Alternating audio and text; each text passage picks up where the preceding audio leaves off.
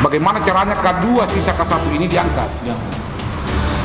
Kita melakukan konsultasi di Komisi 2 terus menerus.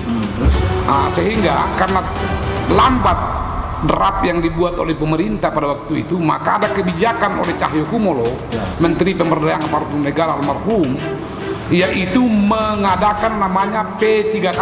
P3K yang sekarang ini. Iya.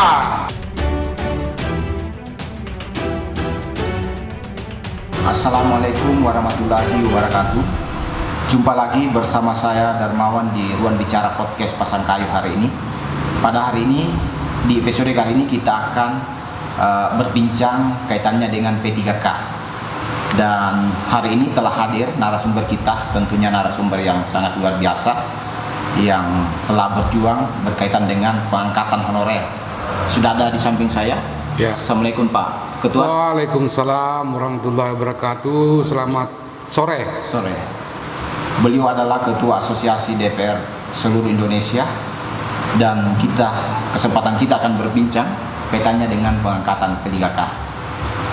Tapi Pak Lukman, kita tahu bahwa Pak Lukman ini salah satu yang memperjuangkan sehingga honorer ini diangkat menjadi P3K. Seperti apa itu perjuangannya Pak Ketua? Silakan diceritakan Pak.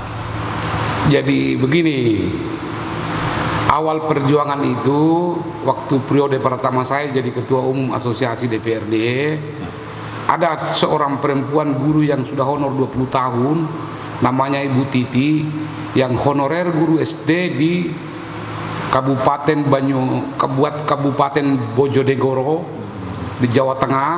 Dialah yang menjadi ketua, namanya FKH 21. FKH 21 itu adalah Forum Honorer K2 seluruh Indonesia. Dia datangilah saya di Jakarta karena dia tahu bahwa ini harus mendapat dukungan dari semua elemen, semua pimpinan DPRD kabupaten di seluruh Indonesia. Pada Rapimnas yang kedua di periode pertama saya di asosiasi, memutuskan bahwa kita akan bergabung untuk memperjuangkan kita punya putra-putra daerah dari berbagai kabupaten di seluruh Indonesia terhadap honorer, karena kita tahu semua bahwa pada saat itu, kalau tidak salah 2016, pada saat itu di moratorium namanya Undang-Undang Nomor 5. Terus? Jadi berakhir sampai dengan K1 pada saat zaman SBY. Dikunci.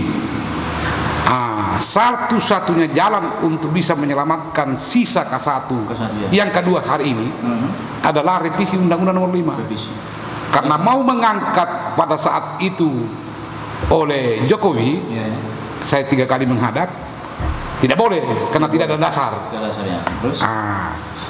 Berjuanglah kita, berjuang, datang COVID-19. COVID pada waktu itu 2 tahun. Sehingga ada 2 pasal yang kita perjuangkan. Dan itu diaminkan ya? Iya, terakhir ini 2020 kan? Saya sempat hadir di acara Komisi 2 pengesahan itu. Saya sudah mulai keliling di seluruh Indonesia tentang K2 ini. Saya ke Ternate, saya pokoknya seluruh lah. Sulawesi Tengah datang di sini di Pasangkayu, Mamuju datang di sini, Kalimantan Timur datang di sini. Setelah dia tahu dan viral bahwa kita lagi berjuang untuk bagaimana caranya K2 sisa K1 ini diangkat. Kita melakukan konsultasi di Komisi 2 terus menerus. Sehingga karena lambat draft yang dibuat oleh pemerintah pada waktu itu, maka ada kebijakan oleh Cahyokumolo, Menteri Pemberdayaan Aparatur Negara almarhum, yaitu mengadakan namanya P3K. P3K yang sekarang ini. Iya. Itu sebenarnya itu pengganti K2. Iya, kedua adalah Perpres. P3K. Terus? Setelah berjalan 1 tahun, tiba saatnya tanggal 2020 disahkan oleh DPR RI revisi itu, maka digabungkanlah. Jadi undang-undang ASN itu 2 yang mengakomodir, mengangkat tenaga honorer secara otomatis tanpa tes, kemudian P3K mengakomodir yang tidak terdata di K2. Oke, itu dulu. Sekarang sudah berhasil Undang-Undang Nomor 5 itu. Data terakhir, data kami peroleh karena ini butuh data. Ya, betul. Database di seluruh Indonesia K2 itu mencapai 5 juta lebih. 5 juta ya? Iya Pak, pertamanya. Ini untuk K2? Iya, K2. 5 juta lebih sisanya. Ya. Karena ada yang sudah meninggal, ada yang sudah begitu didata, ada yang sudah putus kerja, ada yang tidak kerja lagi, ada yang sudah bagaimana macam-macam lah. Sehingga tinggal sisa sekitar 500-an. 500 ribu. Itu yang tersisa.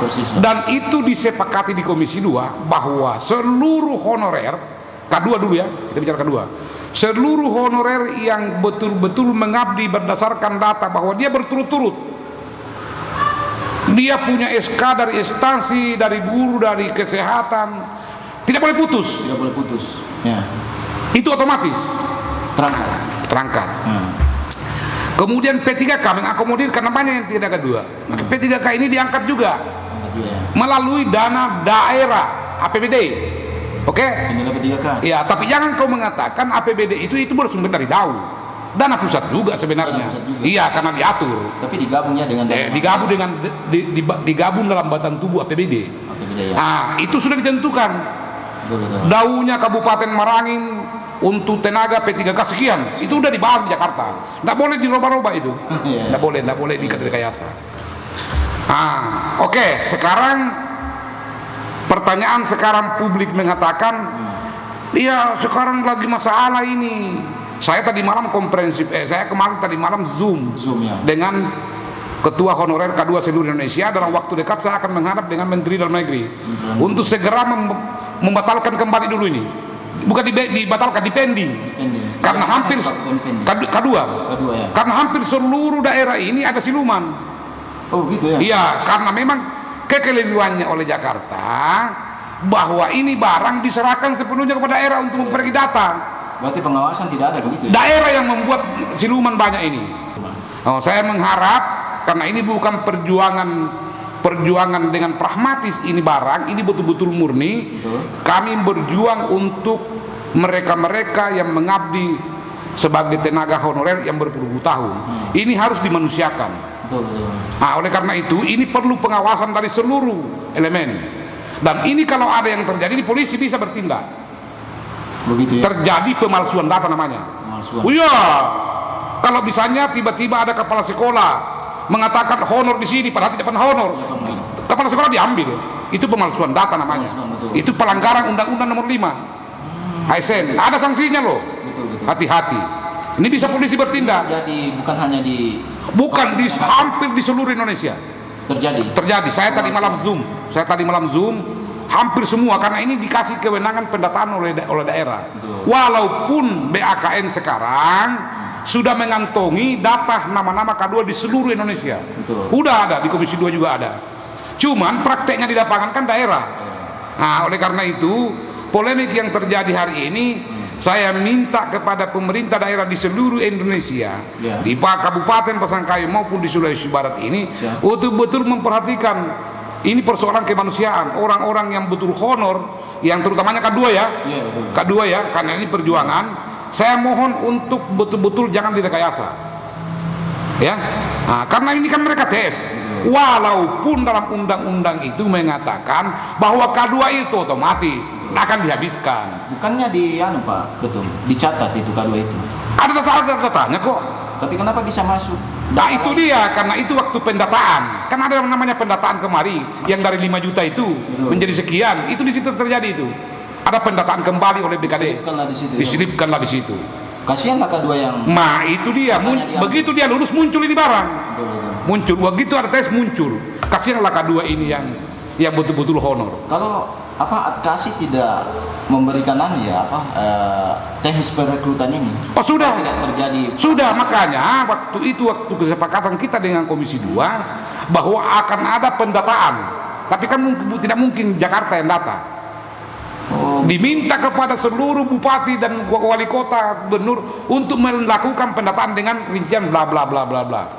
Pernah terdaftar di sekolah atau di instansi 2 tahun terakhir berturut-turut, tidak pindah atau tidak keluar dari honorer. Kemudian mempunyai kartu. Ada K2 itu punya kartu. Kartu K2 ada kartunya dia. Ada kartunya. Berarti kartu itu menjamin bahwa memang K2 ini K2 wajib diangkat memang. Jadi siapa yang punya K2 itu walaupun hari ini bisa diterlolos, ya solusinya. Cuma kan namanya manusia ini terburu-buru. Padahal ini akan dihabiskan semua K2 ini. Kartunya dari mana? Dari dulu, waktu dulu kan ada K1. Ada K1 dulu kan? Betul. Itu dari dulu itu dia pegang terus itu. Betul.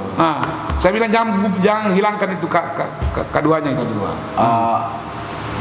KAS ini kan tidak berjuang tentu tidak sendiri ya, dengan seluruh DPR se-Indonesia atau seperti apa itu? Dengan seluruh. Kami membuat surat dukungan kepada Presiden Republik Indonesia melalui asosiasi, tanda tangan resmi Ketua DPRD Kabupaten seluruh Indonesia untuk segera merevisi. Itu dukungan real. Dengan tanda tangan seluruh Ketua DPRD Indonesia. Asosiasi lain ada juga ikut ya? Tidak ada. Tidak ada. Tapi tidak sempat demo juga? Saya sempat demo. My Day 2016. Ya. Menyuarakan tentang K2. Ada foto-fotonya, dokumennya. Betul. Itu tahun berapa itu, Pak? Tahun 2016. 16 ya? Iya. Berarti luar biasa perjuangannya, banyak tantangan juga, Pak Ketua. Banyak. Tantangan apa saja itu, Pak Ketua, yang dihadapi? Ya tantangan kita menghadapi itu kan tadi itu untuk membuat undang-undang kembali kan dicabut undang-undangnya itu luar biasa, itu tidak gampang. Karena negara harus berpikir tentang keuangan negara yang saat itu memang rekonstruksi, pemotongan anggaran dan segala macam. Ya. Tadi Pak Ketua singgung bahwa seleksi ini didorong untuk dipending dulu. Oh, enggak, bukan seleksi yang dulu, diverifikasi kembali. Ya, harus data betul-betul. Yang lolos ini yang tidak betul-betul honor atau siluman, ya ganti dengan orang yang honor. Oh, betul. Nah, itu yang kita mau. Tadi malam kita kesepakatan dengan forum honorer untuk bertemu dengan Pak Menteri Dalam Negeri. Betul. Kita mau ketemu dengan Menteri Dalam Negeri supaya perjuangan ini orang yang honor ini betul-betul yang K2. Jangan siluman. Sebagai ketua SASI yang berhasil tentunya memperjuangkan K2 diangkat menjadi P3K ini, mungkin ada sesuatu yang disampaikan Pak Ketua ke masyarakat, terutama yang honorer. Ya, saya menyampaikan kepada teman-teman para honorer di seluruh Indonesia bahwa dengan terangkatnya kalian, dengan jadikan PNS kalian, negara sudah berpihak. Selalu kami katakan pada saat perjuangan bahwa kalianlah ini adalah orang-orang yang menjadi warga negara Republik Indonesia yang garda terdepan menjaga negara kesatuan Republik Indonesia. Kemudian terutamanya guru-guru dengan para perawat. Guru-guru ini sudah ada yang tentara, bahkan ada yang sudah jenderal-jenderal yang dididik, tetapi masih ada yang honorer. Itu banyak kami dapatkan di berbagai seluruh Indonesia. Ya, walaupun mereka juga sebenarnya walaupun umurnya sudah usung, ada yang diangkat tahun ini saya tahu tinggal 2 tahun jadi pensiun, tapi bukan itu persoalannya. Persoalannya adalah mereka ini mau dihargai oleh negara karena dia sudah mengabdi untuk bangsa ini. Tentunya Pak Ketua senang ya dengan sangat undang-undang ini ya. Sangat senang. Sempat dapat ucapan Pak Ketua dari seluruh tiap hari. Malah kawan-kawan dari Kendari, kawan-kawan dari Sulawesi Tengah, kawan-kawan dari Palembang, dari Madura, Jawa Timur, Jawa Tengah, Tasikmalaya, ratusan ya. Satu bidang yang ada di Bau-Bau ya. Itu menelpon. Dia nangis. Dia sudah berapa? Dia itu pergi bertugas di pulau. Sudah puluhan tahun, alhamdulillah. Dia sudah tercover. Ada juga salah satu guru SD yang sudah tua sekali di Kalibamba. Dia datang di rumah bawa ayam. Saya bilang situ dia usai.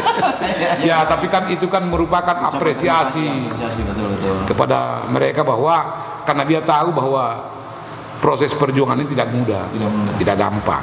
Berarti dia tahu bahwa ini adalah bagian dari perjuangan Pak Lukman begitu ya? Sangat dia tahu karena setiap saat waktu kita berjuang selalu ada pertemuan, selalu ada informasi kepada mereka, dan dia ikuti informasi itu.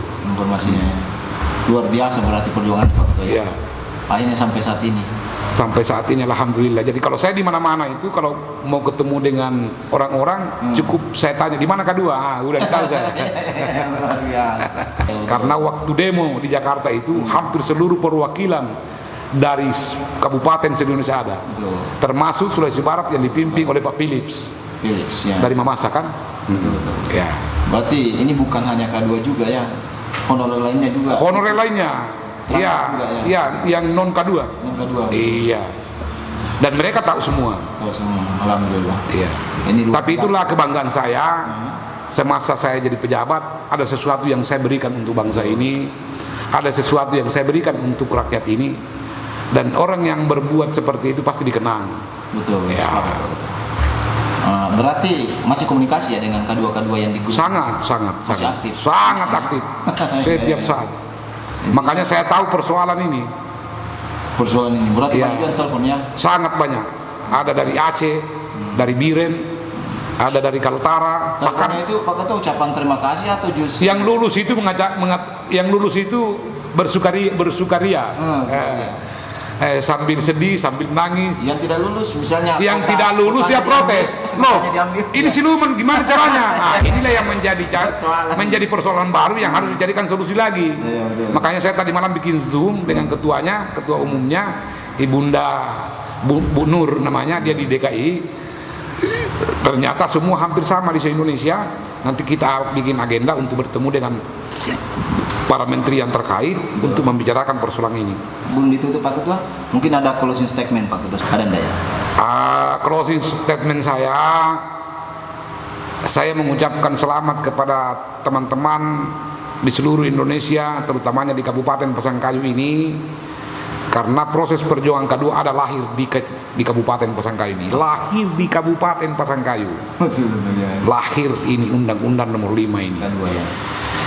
Kalian melaksanakan tugas mengabdi untuk negara, ya, layani masyarakat dengan baik, jangan sakiti masyarakat. Kalau kau bidang, layani masyarakat dengan baik. Kalau kau guru, didik anak-anak dengan baik, sehingga tercipta putra-putra bangsa yang terbaik. Legacy saya, mudah-mudahan di masa depan ada lukman-lukman kecil yang berjuang untuk apapun demi kepentingan bangsa dan negara. Mantap, luar biasa. Baiklah, itulah tadi closing statement dari Ketua Asosiasi DPRD se-Indonesia. Banyak informasi yang kita dapatkan, pengetahuan, pengalaman atas perjuangan beliau. Demikian, itulah tadi bincang kita. Wassalamualaikum warahmatullahi wabarakatuh.